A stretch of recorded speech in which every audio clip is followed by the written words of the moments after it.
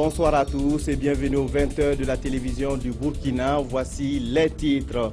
Les investigations sur les attaques terroristes du 15 janvier à Ouagadougou se poursuivent.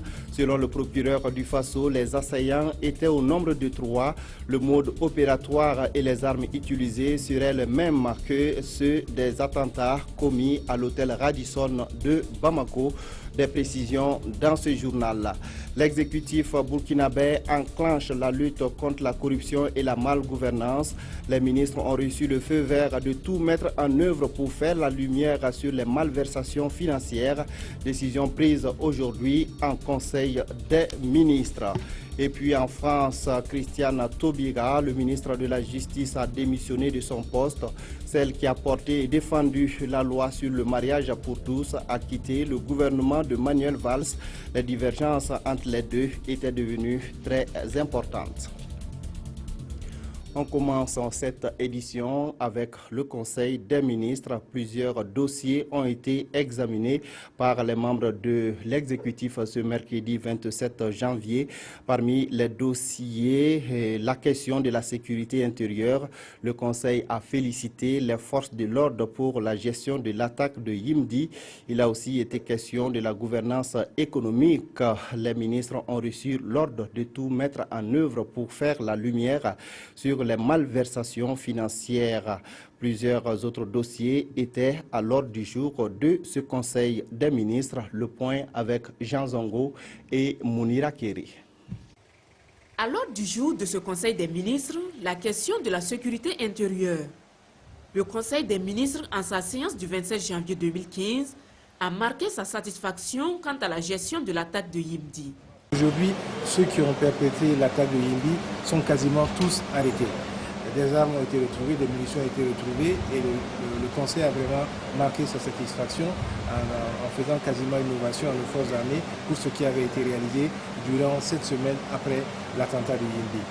Pour le reste des mesures, vous les connaissez, elles sont déjà prises. Le ministre d'État en a énormément parlé et elles vont être renforcées tant au niveau des transports, au niveau des territoires qu'au niveau des villes et des provinces du Burkina Faso.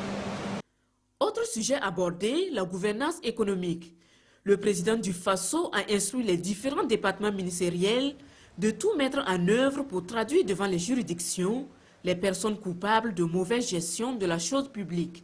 Les différents ministères qui auraient pu et qui sont victimes donc, de sanctions administratives parce que depuis 2013, un certain nombre d'actes indélicats ont été posés par ces personnes-là. Le président du Faso a instruit donc les différents membres du gouvernement pour que très rapidement les personnes qui ont commis des actes indélicats en termes de gestion soient traduites devant les conseils de discipline et sanctionnées par rapport à ce qui doit être fait en rapport avec la loi qui régit les fonctionnaires du Burkina. Pour les 18 marchés mis en audit, le parc automobile de l'État, les baux administratifs, le Conseil rassure. Les études se poursuivent et tout sera mis en œuvre pour améliorer la gouvernance du Burkina. Le Conseil a aussi fait le bilan de la campagne agricole 2014-2015. Un bilan jugé mitigé au regard de la faible augmentation de la production céréalière. L'augmentation de la production céréalière de façon relativement faible, de 1 à 9%. L'organisation des autres produits vivriers dans l'ordre de 34%. Mais surtout, ce qui peut être intéressant et critique pour les Burkinabés, c'est la situation de risques au niveau alimentaire pour 43% des Burkinabés. Le président du Faso donc a donné des instructions pour que sur ces questions-là, des réponses urgentes soient trouvées afin effectivement de pallier à cette situation.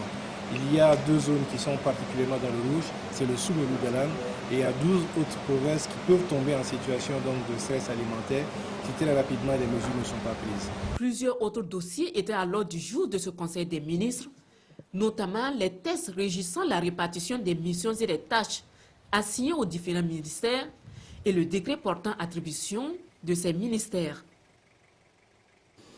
Exceptionnellement, le compte-rendu complet du Conseil des ministres dans ce journal. Le Conseil des ministres s'est tenu à Ouagadougou le mercredi 27 janvier 2016 en séance ordinaire de 9h30 à 17h sous la présidence de son Excellence M. Roch-Marc Christian Kaboré, président du Faso, président du Conseil des ministres. Il a délibéré sur les dossiers inscrits à son ordre du jour, entendu des communications orale, procéder à des nominations et autoriser des missions à l'étranger. Délibération. Au titre du premier ministère, le Conseil a adopté 2 décrets portant respectivement attribution des membres du gouvernement et intérim des ministres. Ces décrets résultent de la relecture des décrets numéro 2015-145 presse trans PM SGG-CM du 9 février 2015 et numéro 2015-210 presse trans PM SGG-CM du 5 mars 2015 portant respectivement attribution des membres du gouvernement et intérim des ministres. Cette relecture s'inscrit dans le cadre de la mise en adéquation de ces décrets avec le contexte et les exigences du gouvernement. L'adoption de ces décrets permet d'assurer une plus grande efficacité de l'action gouvernementale. Au titre du ministère de l'Administration territoriale, de la décentralisation et de la sécurité intérieure, le Conseil a adopté un rapport relatif à la rencontre du gouvernement avec la Commission électorale nationale indépendante CENI et la classe politique sur la tenue des élections municipales. Précédemment prévues pour se tenir le 29 janvier 2016, les élections municipales ont connu un report suite à la tentative de coup d'État du 16 septembre 2015.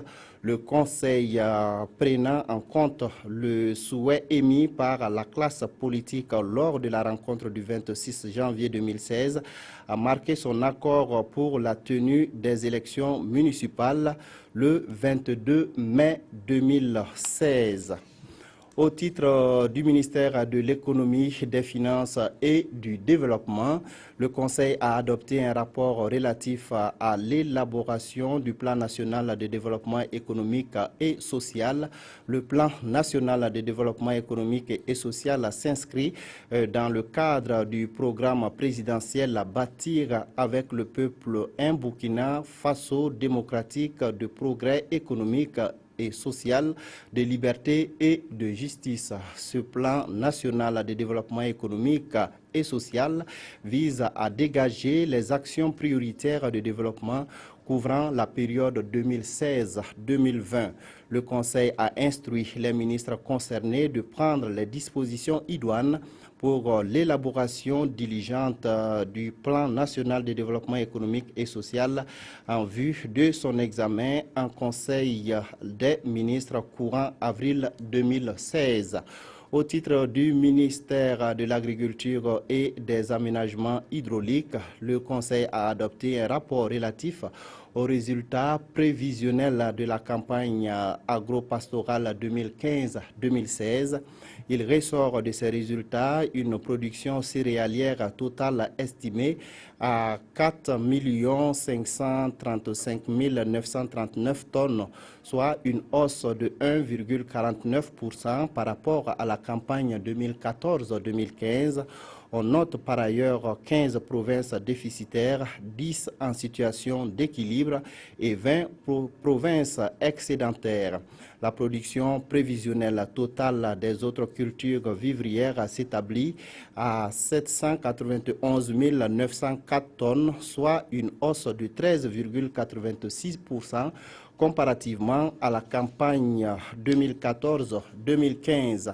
La production prévisionnelle totale des cultures de rente s'établit à 1 567 220 tonnes. Cette production est restée stable par rapport à la campagne précédente.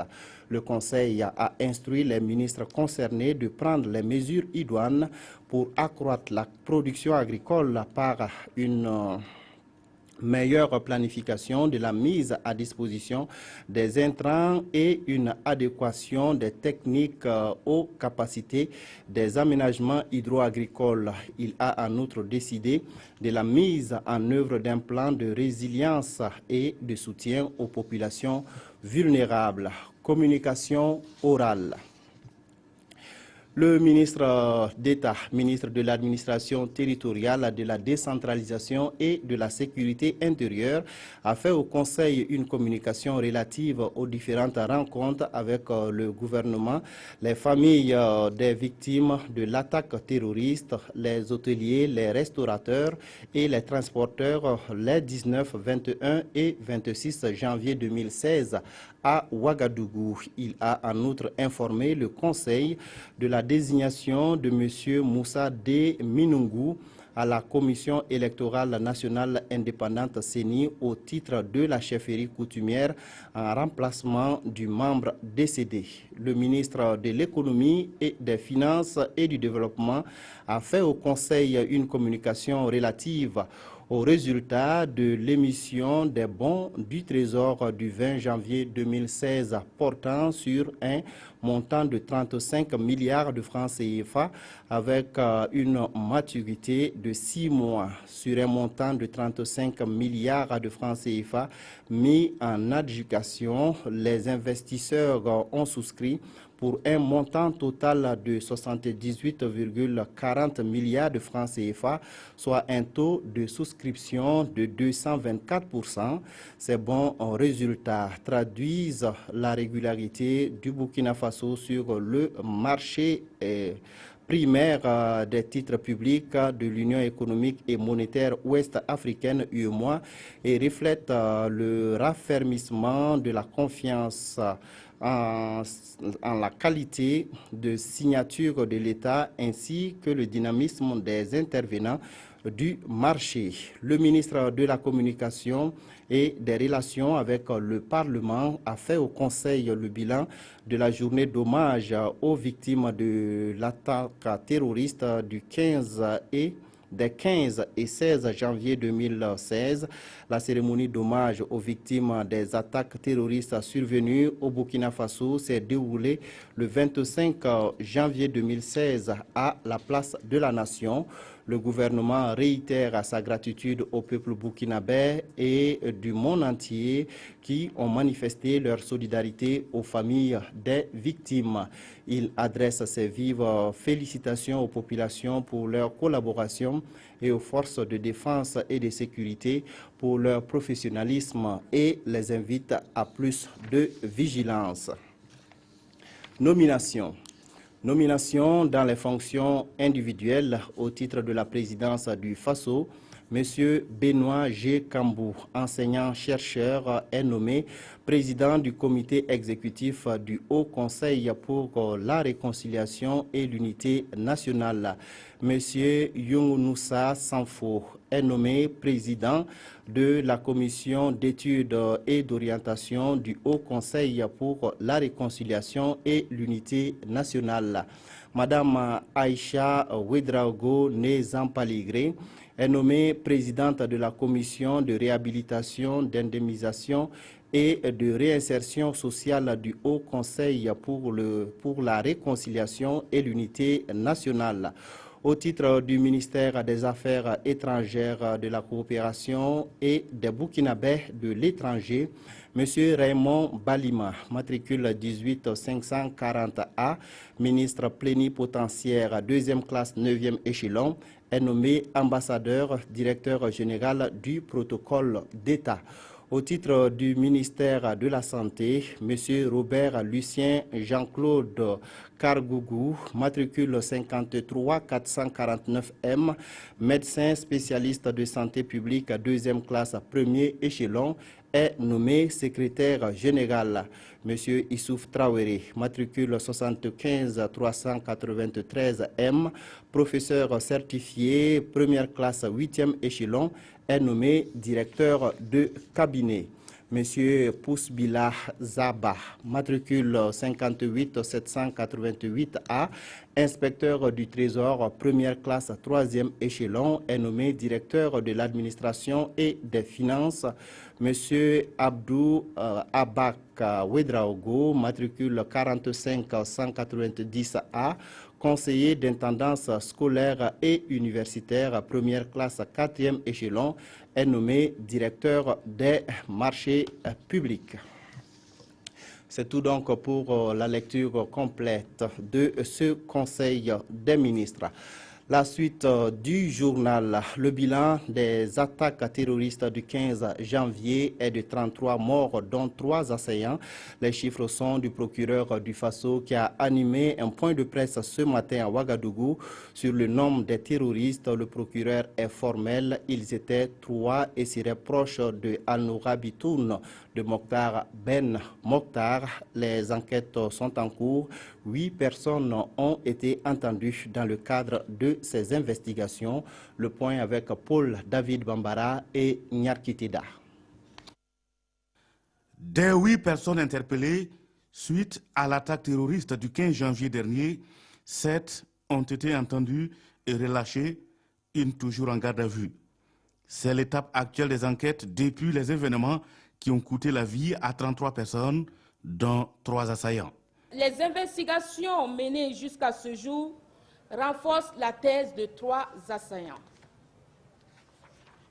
Sur les 3 assaillants, 2 présentent des traits sahéliens, tandis que le 3e de teint noir présente des traits soudaniens. Le matériel employé pour l'attaque rapproche l'enquête de la filière djihadiste auteur de l'attaque du Radisson Blu au Mali. Toute chose qui laisse penser que le lien entre les 3 terroristes et le groupe Al-Noura Bitoun de Mokhtar Ben Mokhtar est possible. Les 3 identifiés révélés par Al-Noura Bitoun à travers les médias internationaux sont des noms d'emprunt, communément appelés noms de guerre, donc loin de leur véritable identité. Le nombre des assaillants toujours sujet à polémique, les conférenciers rassurent. Nous avons eu à visualiser les vidéos, les caméras vidéo et les vidéos en notre possession, ce qui est toujours en cours. Nous avons suivi le déplacement de ces djihadistes. Ce sont les mêmes qui étaient au Capuchino, ce sont les mêmes qui étaient à l'hôtel Splendide et ce sont les mêmes qui ont été abattus. Donc nous nous en tenons aux 3 djihadistes. La France, les États-Unis, le Canada, Interpol Lyon et le Niger offrent leur aide pour l'enquête selon le parquet de Ouagadougou. Près de 100 témoignages ont été déjà récoltés jusque-là, au dire du procureur du Faso près le tribunal de grande instance de Ouagadougou, qui insiste surtout sur l'appel à témoins lancé pour aider à l'identification d'hôtes, de complices ou de facilitateurs éventuels jusqu'à l'attaque du 15 janvier. L'armée burkinabé est à la recherche de 9 soldats de l'ex-RSP. Leurs photos et leur identité ont été publiées. Ils n'ont jamais rejoint leur poste d'affectation à la suite de la dissolution du régiment de sécurité présidentielle. Considérés comme des déserteurs, ils sont soupçonnés d'avoir des liens avec l'attaque de la poudrière de Yimdi.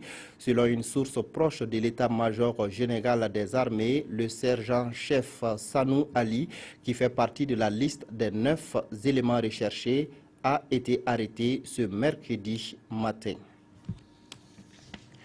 Face à la menace terroriste qui pèse sur le Burkina, les mesures sécuritaires se multiplient.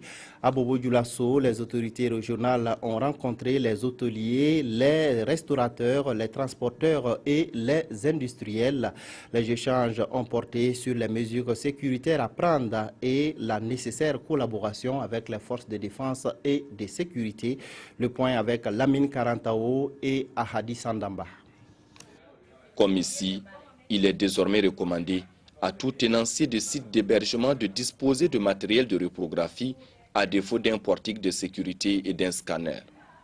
Matériel devant donc servir à faire des copies de pièces d'identité de chaque client.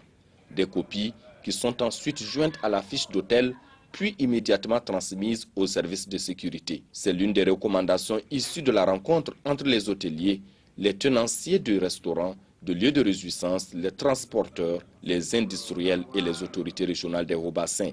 Nous avons en face de nous un ennemi invisible, alors il faut que nous multiplions les chances de notre côté de pouvoir le vaincre.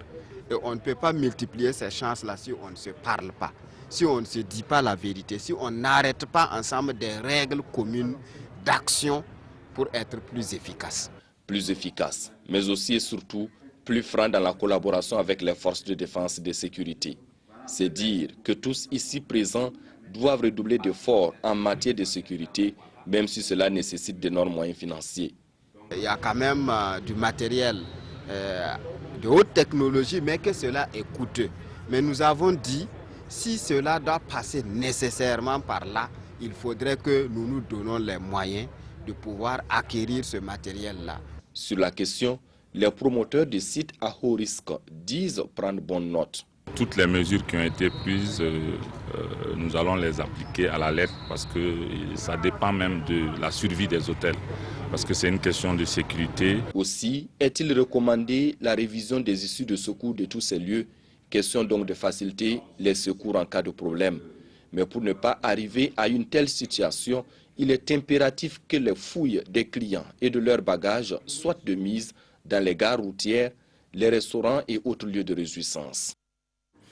L'incendie d'un dépôt illégal de carburant a sémé la panique hier matin dans la ville de Fada.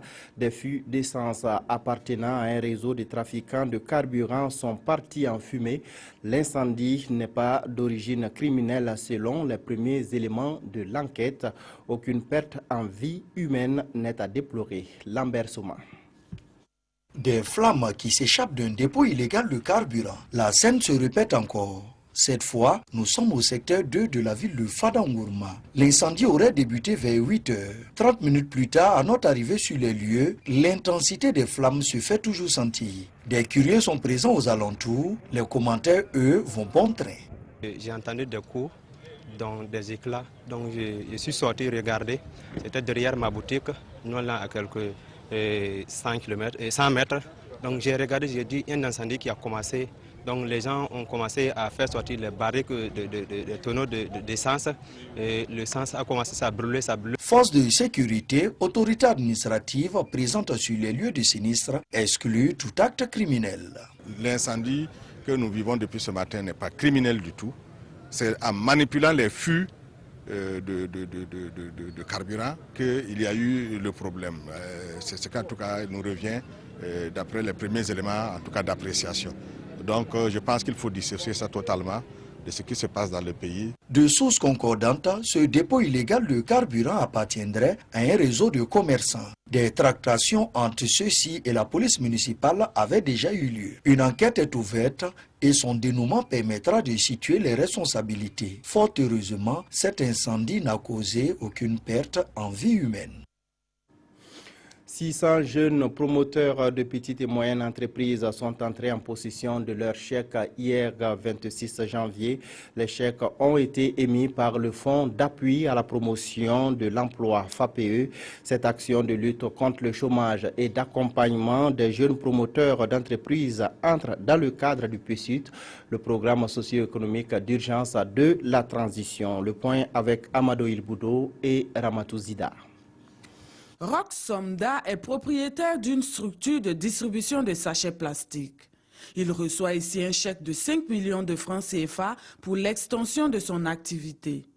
Comme lui, plus de 600 jeunes porteurs de projets vont bénéficier de l'accompagnement du Fonds d'appui à la promotion de l'emploi FAPE. Le montant des chèques va d'1 500 000 à 5 millions de francs CFA. Ce fonds viendra nous aider à pouvoir remplacer les sachets plastiques ordinaires par des sachets plastiques 100% biodégradables. J'ai loué des chaises avec des tables pour des clients, pour des baptêmes, des mariages. C'est ça, j'ai essayé pour essayer d'agrandir, pour satisfaire mes clients. La somme allouée au FAPE dans le cadre du programme socio-économique d'urgence de la transition s'élève à environ 1 milliard de francs CFA et concerne l'ensemble des 13 régions du Burkina. Pour cette première tranche que nous avons eue, qui est de 305 millions de francs CFA sur un montant de 1 milliard, nous avons été obligés de procéder à un prorata en fonction du nombre de bénéficiaires par région. Les montants reçus sont remboursés dans un délai maximum de 5 ans. Un défi s'impose donc aux bénéficiaires qui devront mettre les bouchées doubles afin d'honorer leur engagement. Se lancer dans la vente d'objets importés d'Europe ou d'Amérique est communément appelé France au revoir. Voilà une idée qui pourrait intéresser les jeunes en quête d'emploi. Depuis un certain temps, les marchés et les rues de la capitale burkinabé sont inondés de ces produits et articles. Des vêtements aux ustensiles de cuisine en passant par les pièces détachées. On y trouve tout. Certains les aiment parce qu'ils sont moins chers et d'autres pour leur résistance. Zoom sur les articles de seconde main, communément appelés France au revoir, avec Moussa Ouedraogo et Oumar Zombré. Vêtements, matelas, appareils électroménagers et bien d'autres en fin de vie retrouvent ici dans la capitale burkinabé une seconde vie. Ces articles sont appelés, à tort ou à raison, des France au revoir pour les appareils électroménagers et Brod pour les vêtements et chaussures. Grossistes et revendeurs en ont fait leur filon d'or. Tout risque, avec ou sans garantie, ils en vendent pour tous les prix. Ça vient de l'Europe, France au revoir. Ça vient d'Italie et l'Allemagne. Il y a d'autres aussi qui viennent des États-Unis. Il y a d'autres, quand ils payent, bon, tu essayes. On branche la personne, il regarde, après il prend. Il y a d'autres clients qui demandent garantie. Bon, si tu demandes garantie, ça dépend de comment on va s'entendre. Il y a d'autres aussi qui ne demandent pas de garantie. Une place, on peut vendre ça à 20 000 francs. C'est toujours propre, neuf. Ce n'est pas de matelas pourri qu'on amène. Non, non, non. On choisit ce qui est toujours propre dans les sachets, amène pour vendre ici. Le matériel France au revoir et puis bon, comme ce qu'on vend dans les boutiques, nickel, bon. Les gens préfèrent les France au revoir. Ils disent que bon, c'est ça qui est résistant. Voilà, même ces secondes mains, c'est ça qui est résistant. Donc avec les blancs aussi, eux aussi, ils viennent, ils payent avec nous ici. Ces France au revoir, venus pour la plupart d'Italie, d'Allemagne, d'Espagne, de France ou d'Amérique, sont prisés. Certains consommateurs expliquent leur choix par l'aspect économique, d'autres par contre tablent sur la résistance de ces articles. Moi je fais les jardins. Donc moi, c'est le matériel des jardins là que moi je suis venu pour chercher. C'est par exemple les machines pour couper le bois, les tondeuses, c'est qu'on coupe le gazon. Voilà, c'est ça que moi je suis venu chercher, quoi. Sinon, les neufs là, on ne peut pas acheter. Par exemple, les neufs, tu vas partir, on va te dire 300 à 400 000. Alors que ici, là, tu peux avoir ça à 60 000, à 50 000. C'est vrai que ça a été déjà utilisé. Mais c'est des matériaux, quand tu perds là, ça ne se garde pas vite. Comme dans le monde des Shintok où nous en sommes aujourd'hui là. Au regard de la vétusté de certains articles, on se demande si ces articles venus d'ailleurs ne sont pas simplement un moyen efficace et moins cher de se débarrasser de ces objets devenus encombrants du fait de leur âge et qui ne servent plus.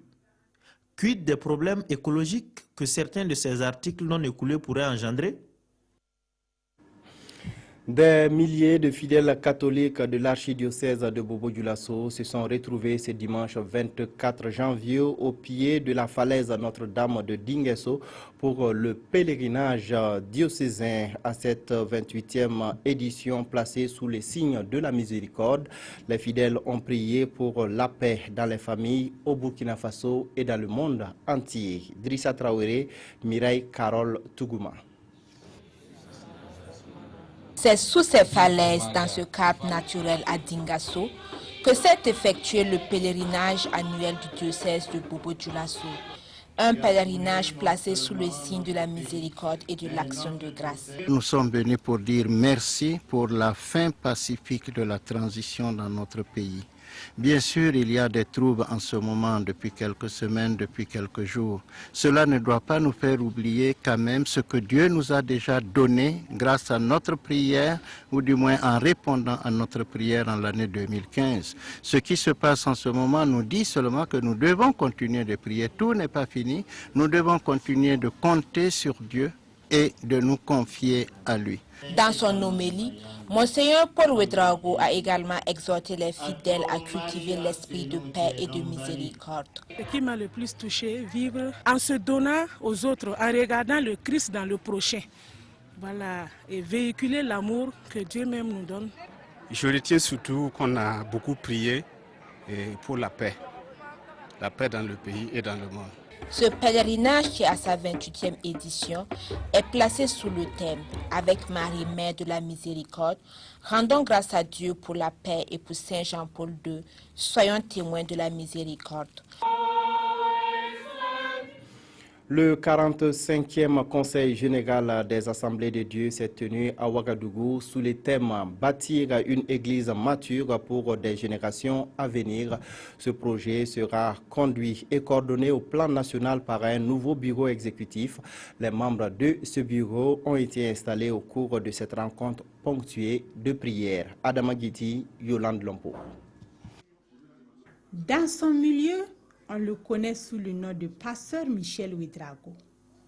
À la tête du Conseil général des Assemblées de Dieu du Burkina Faso depuis 3 ans, il vient d'être élu au cours de ce 45e Conseil général des Assemblées de Dieu qui a permis aux pasteurs des différentes églises AD du Burkina Faso de réfléchir sur la vie de l'église. L'objectif de cette conférence, d'abord, est d'amener alors tous les serviteurs de Dieu ensemble, afin qu'on puisse prier, chercher la face du Seigneur et écouter la parole. Et ce que Dieu nous a parlé cette année, c'est bâtir une église mature, alors pour la génération à venir. Le bureau exécutif national entrant est composé de 7 membres et une prière de consécration a été dite afin de les accompagner dans leur nouvelle mission. Il y a un héritage caché à quelque part que les êtres humains ne peuvent pas comprendre. Et alors, nous allons motiver l'Église à découvrir cette richesse, motiver tous les Burkinabés à découvrir cette richesse. Nous ne parlons pas seulement de religion, mais nous parlons d'un sauveur. Outre la présentation du bilan financier, ce 45e Conseil général a également servi de cadre pour une remise d'attestation de reconnaissance. Ensemble, ils ont tenu à rendre grâce à Dieu pour tous ses bienfaits. Christiane Taubira, le ministre de la Justice française, a démissionné de son poste. L'annonce intervient le jour même où elle devait défendre devant la commission des lois du Parlement la réforme constitutionnelle sur la déchéance de nationalité pour les Français binationaux condamnés pour terrorisme, une réforme à laquelle elle était opposée. Sa position au sein du gouvernement n'était plus tenable. Christiane Taubira a démissionné de son poste de ministre de la Justice. La décision a été prise samedi, avant le voyage officiel en Inde de François Hollande. Elle a été annoncée mercredi matin dans un communiqué de l'Élysée. Christiane Taubira s'est exprimée sur Twitter dans un message philosophique dont elle a le secret, avec cette formule « Résister, c'est partir ». Christiane Taubira était un pilier du gouvernement depuis la victoire de François Hollande en 2012, une grande figure de la gauche dont le nom restera notamment associé à la mise en place du mariage pour tous. Cette guerre nouvelle reste une guerre... L'annonce intervient le jour même où elle devait défendre la réforme constitutionnelle devant la commission des lois du Parlement, une réforme à laquelle elle était publiquement opposée, notamment parce que le texte prévoit une déchéance de nationalité pour les Français binationaux pour les crimes les plus graves, comme le terrorisme. Quels sont les sujets qui ont intéressé nos confrères de la presse écrite? La revue de presse est avec Abdul Rasmane Zongo. Enquête sur le putsch manqué, Djendjere assume, Djibril ne parle pas, constate l'Express du Faso. Djendjere dénonce des officiers et sous-officiers, rapporte le quotidien. Djendjere est plus coopératif que Bassolé, conclut le soir. Selon notre confrère, Bassolé refuse les convocations des magistrats. De son côté, le général Djendjere assume le volet politique, mais pas la partie opérationnelle. Il accuse les officiers et sous-officiers d'avoir fait le putsch. Attaque de la caserne de Yimdi. La traque en ces temps-ci, relate notre temps, se poursuit vers 9 autres fugitifs. Et DNF de s'interroger avant de répondre. Le sergent-chef Sanou, ex-RSP en cavale, arrêté. Oui, répond le journal. Il a été pris avec un passeport ivoirien sur lui. Sécurité toujours, et cette fois-ci dans le secteur des transports. Le gouvernement monte au créneau et instaure la fouille obligatoire, souligne Sidoya. L'observateur précise: fouille stricte de personnes, bagages, vérification d'identité, dotation d'appareils de surveillance et de détection aux sociétés de transport.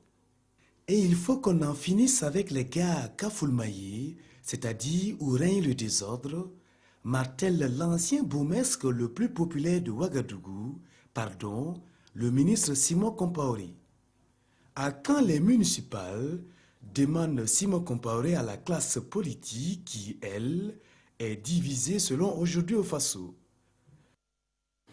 Voilà qui met fin à cette édition. Merci de l'avoir suivi. Jacques Lamissa Tarpaga vous retrouve pour l'édition synthèse. Bonne suite des programmes sur la RTB.